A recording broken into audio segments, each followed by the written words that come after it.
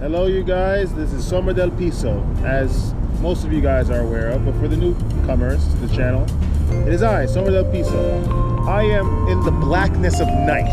I'm currently hanging out in New York City, and I decided to talk to you guys again due to one of the subscribers. He made a comment on one of the videos saying that he enjoys my commentary on the dark side of semen retention and the aspects thereof. So I decided to talk about something that is very, very fundamental that I should have already spoken about in regards to the dark side of semen retention. I'm going to talk about today the dark side of semen retention and this inherent war against the biological imperative of the body. I know you guys are thinking, what are you saying? Again, he's here with it rumbo jumbo, technical, mental type stuff. But listen, this is a very important thing, because when you are conducting this practice, this is essentially what you are doing. You are going against the will of the body for a higher purpose. It's almost like a built-in condition, right, that you are trying to break. So before we even get into that, we have to sort of go over what is the biological imperative of the body. Human beings, male or female, we are meant to propagate. We are meant to spread our species.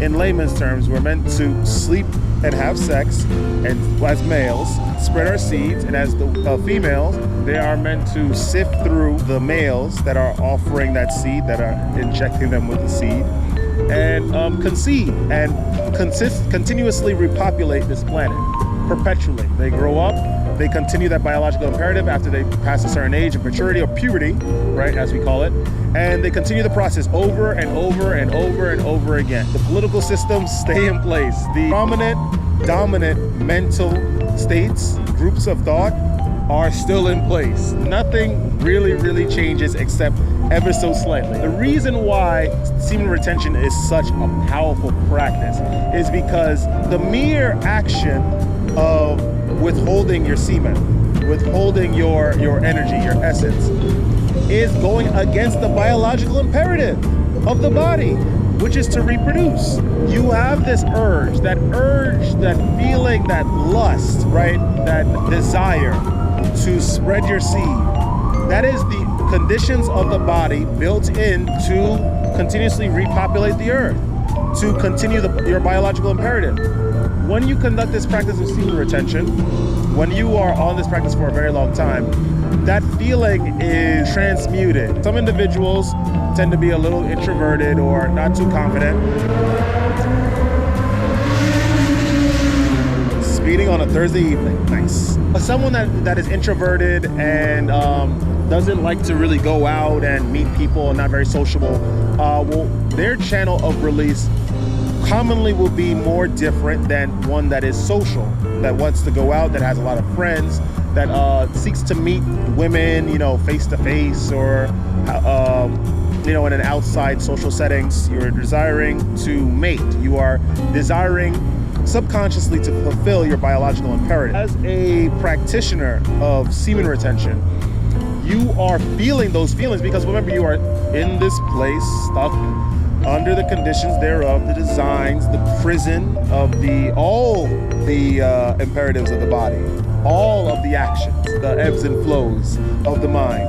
You are trapped by it without your consent, mind you. Remember, you guys are not asked to be here. You feel all that as a practitioner of semen retention, and you decide to continue going forward and go towards your idea of getting to a higher ground, fulfilling that ascended purpose. Needless to say, for the individuals that have been on this practice for a very long time, but it's certainly full of pain, this path. And we already know about a lot of the other symptoms and events that will come about due to you being on this practice of semen retention. Are there any stimulants that activate or accelerate this biological imperative? Absolutely. There's a lot of Hindu books that speak about, avoiding garlic and meat because they sort of churn and tantalize the sex urge, right? The urge to reproduce, the biological imperative. I say this, I eat a lot of steak. I eat a lot of garlic with my steak. I eat a lot of carbs. I also eat a lot of fruits, and I feel the urge 100%. But avoiding something that you have an issue with doesn't necessarily make you resistant to it. You need to be involved in whatever that process is in order to triumph it or ascend over it. For example, what a vaccine essentially is, right? Let's just talk about vaccines. The vaccine is the virus that you are trying to get immunity from within the vaccine. And they put it in small doses so the body could acclimate to it. I bring up the example of the vaccine. The virus that you are trying to gain immunity to or to triumph over, they have in small doses in the vaccine that you must take to gain that immunity, to create antibodies. And the same thing is in regard to triumphing over this biological imperative in order to really flourish in this practice of semen retention. Eat your steak first of all, because there's no other food item in the world that has all 21 or 22, I forget, amino acids and proteins, basically the building blocks of life, the individual. You need to eat your steak. Long story short, garlic is good for you as well. You know, you need to feel the sex urge and be used to it and understand what to do with this energy. By flowing through this sex urge, this biological imperative, you then get keys and understanding as to what can be done with this energy, because at the end of the day, it is just access to a reservoir of energy that was otherwise untapped. How I dealt with the consistent fighting of this biological imperative, i.e. the sex urge, I don't know, I just sort of yielded to it at the end of the day. You know, I still look at women passing by. I don't do a whole 360 and look at them like, you know, walk down the street, go down the staircase, I'll head to work. No, that's nuts. But I do admire feminine forms of beauty, I'll admit. I think that it helps with the practice if you do that as well, depending on what you know, how intensely you feel that sex urge, you know, that biological imperative. Like I said before, you do need to find an outlet, because it will build and build and build its pressure. What I've realized, at least personally, from my take on the practice, my experience, is that the more I try to stay away from, you know, adult content and you know, lewd and licentious material, the more it finds its way to be within my vicinity, the more it finds some way to express itself so I could indulge in it eventually. Or I just hold in all these emotions that constantly grow and grow as the days pass until it bursts and it ends, you know, inevitably in a relapse. That's why I say that you must flow with the energy. You do not try to cage it, you know, like some sort of wild beast, because it is a wild beast. It will get wild and eventually break the cage. But as with any beast, these things can be trained and cultivated to serve a higher purpose.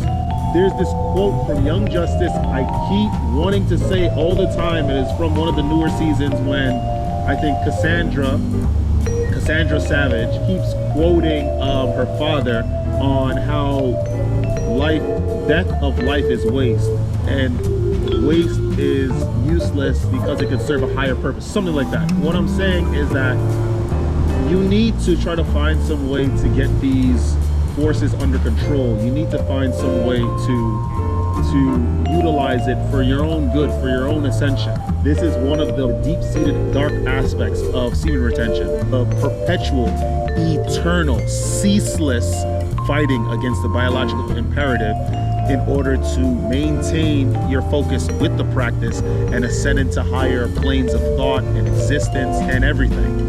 You could mitigate the amount of foods that sort of spur this urge in your diet. You could, you know, go do a whole vegetable diet. You can avoid spices, avoid meats. But at the end of the day, you are neutering yourself from becoming the best version of what you could possibly be. I say this: flow with the biological imperative, not against it. The biological imperative is like a river with a very, very strong current. You don't create a dam that blocks off a river with an incredibly strong current. That is silly. The dam will eventually break. Rather, you create these mobile, flowing cities, islands on top of it, faux islands. I don't know. Create an Atlantis on top of the currents that is your biological imperative, the sex urge, and you will reach heights of success like never before. That is all I have to say today regarding the biological imperative, and that being another aspect of the dark side of semen retention.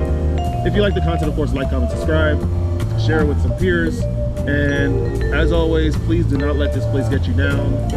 It is cold, it is Nueva York, it is the West, right? But that's not it. This is not all that is in store. You guys all have lives. You have powerful, bright futures ahead of you. And I know it because you're pursuing the knowledge of semen retention and you're listening to my experiences and my interpretation of that knowledge as it pertains to all of us. I know you guys have bright futures ahead of you. So my advice to you is to not allow anything to disrupt that path. Don't allow anything to disrupt that future. Follow the path of semen retention. Discard all family, friends, individuals that seek to have a counter argument as to why you need to get off the practice or do something different. No, you know what's right, you feel it in your heart and you feel it in your essence that it's correct, you must follow it. With that being said, don't let this world get you down. Semen del Piso out. I'll see you guys in the next one. And don't forget to stay radiant.